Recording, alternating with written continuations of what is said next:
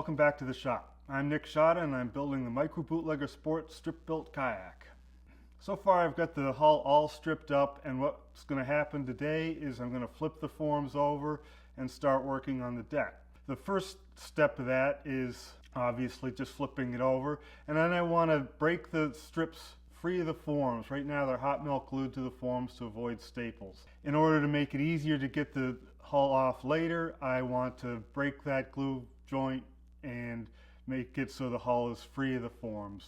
So we'll flip the boat over, break it free, and then start stripping up the deck.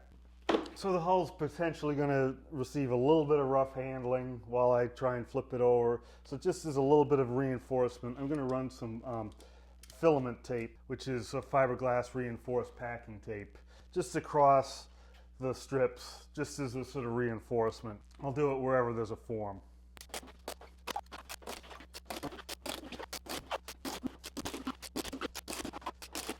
Over here I set up some V-blocks on my sawhorses just as a place to accept the boat as I flip it over. I'll end up putting it back on my external strong back system here before I'm done, but just for now, so I can lift it up, put it someplace, I have these V-blocks.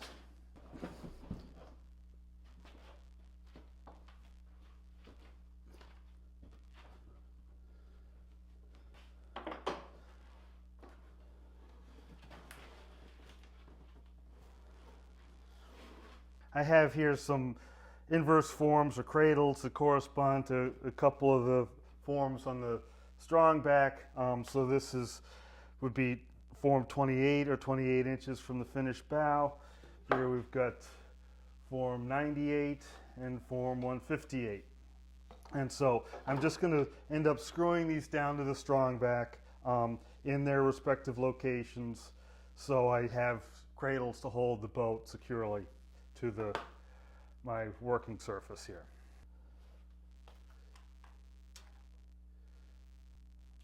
A couple cleats to just attach those to.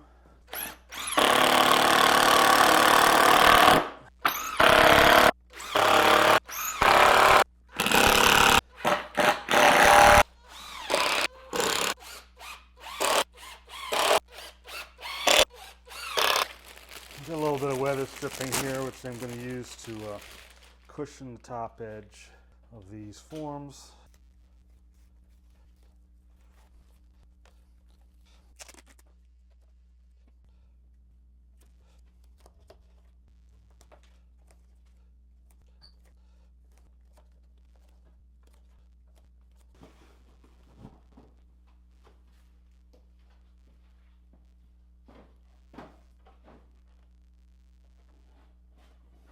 Looks like it'll do just fine.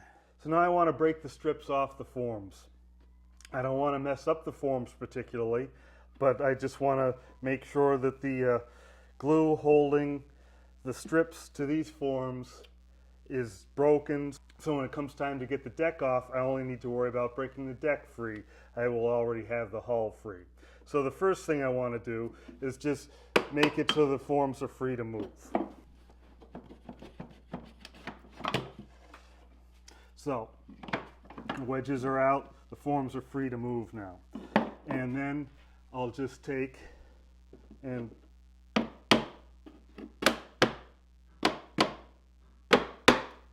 lightly tap the forms to break them free.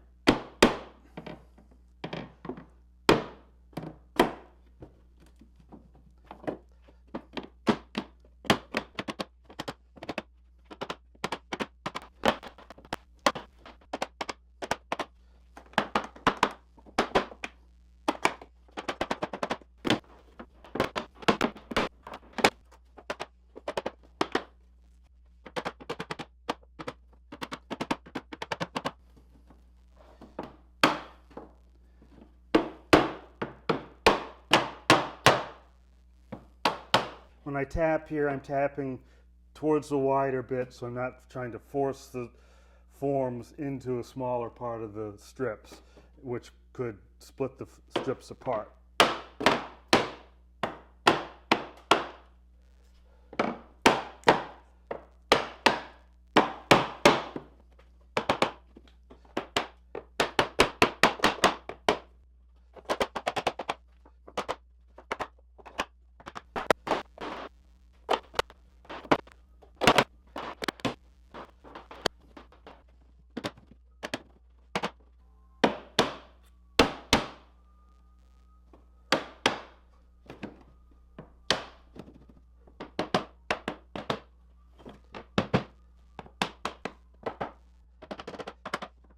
Once the forms are broken free, I can return them to their original position by inserting the wedges back in.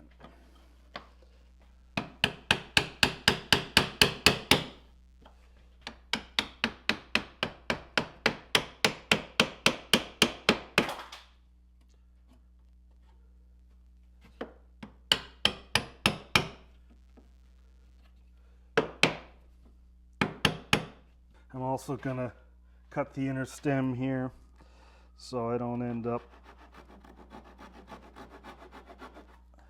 attaching the deck and hull together with this piece.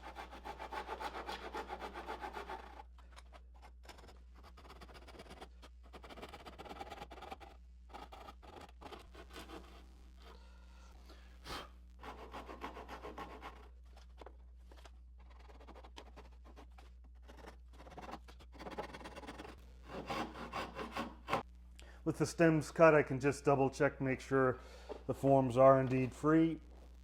Yeah, at least at this end. Double check the other end.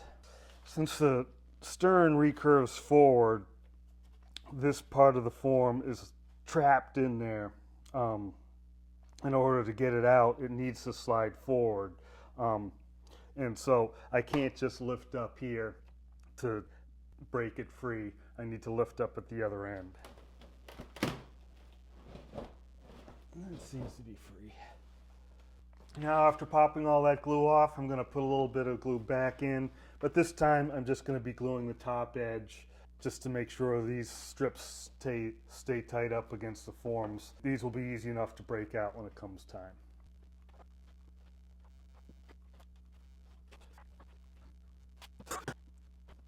So the forms all flipped over and ready to accept strips for the deck. Those strips were all bundled up and prepared before we even started on the hull, and so now it's just a matter of unbundling those and taking one strip off a stack at a time and adding it onto the forms. See how far we get. Here we have the material we set aside for the deck. Got it marked starboard, port. This is the part line, 9 and 9 with a circle on it. And so we just need to undo this wrapping so we can get access to the strips.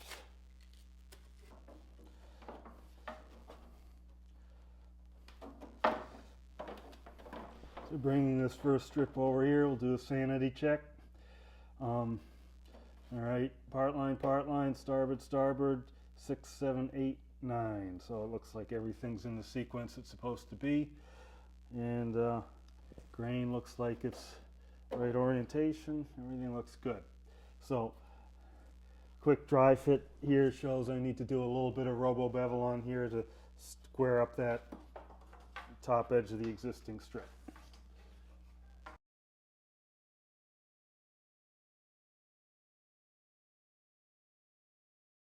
So I'm ready to put this first strip on the deck. The only thing that's different here is I won't actually glue the bottom edge of this strip to the top edge of this strip. That way, when it comes time to take the deck off, it's not glued together.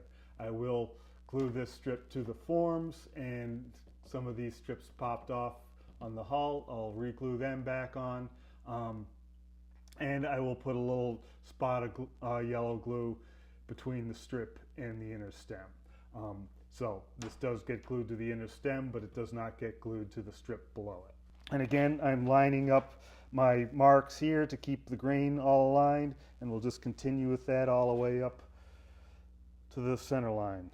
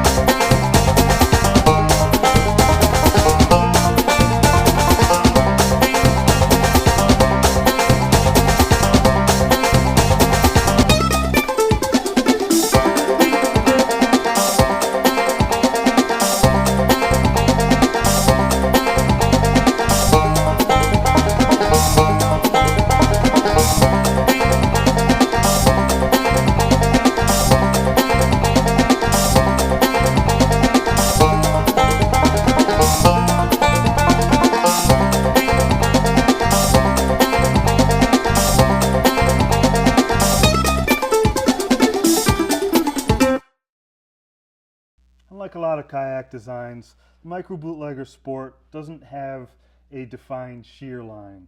I've created a part line, which is right here between these two strips, so I haven't glued between these two strips. And in the middle of the boat, that's the widest part of the forms. It doesn't really have anything going on there. It's just a smooth, continuous curve past that area. I'd like to make it so essentially that part line disappears. So in the finished boat, you just don't see where the hull finishes off and the deck starts. You know, I've got a water line here and I want to point that out, but I don't really need to point out where the shear line is. On a traditional kayak, the shear line is a fairly distinct angle between the deck and the hull, and there's an obvious transition from the deck to the hull. With this, it's not so obvious, and I want to hide it. So as part of that, I continued these strips right past there, the same color strips, starting at the water line, moving up. But the other thing is, since there is not that defined angle there, it's not very rigid. So it's pretty easy for these strips to move one against the other.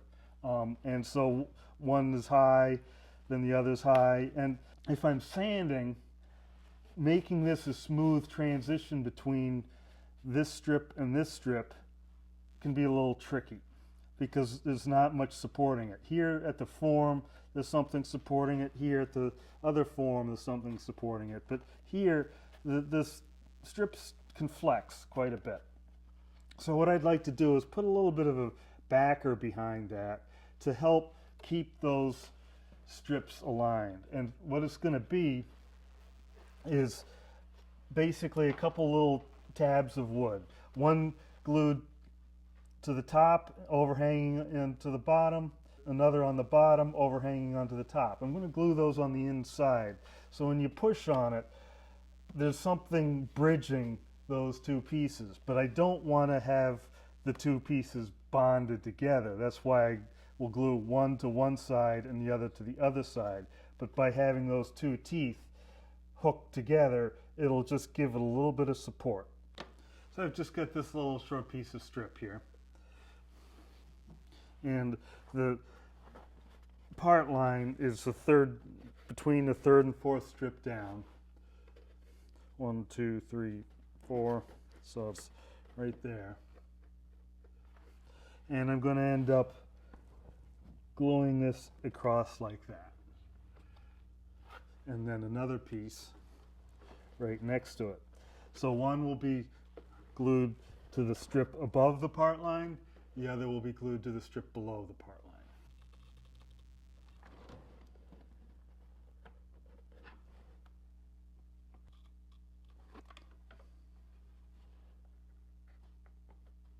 And I'll go along the whole seam between every form doing just that.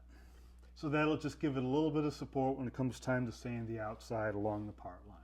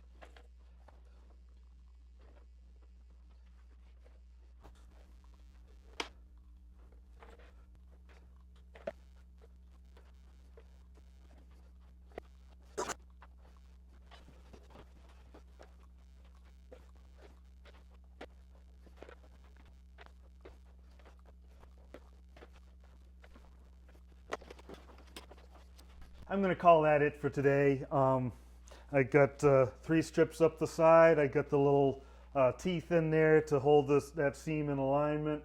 This morning I flipped it over and got the forms knocked free, and so made good progress today. I think it's looking sharp. That dark wood that I've used for the side is the pattern starting to come together. I'm starting to see the next mirror here, and I think it's really going to look cool. Tomorrow will be just more stripping, watching a man strip, and we'll see how far we get with that.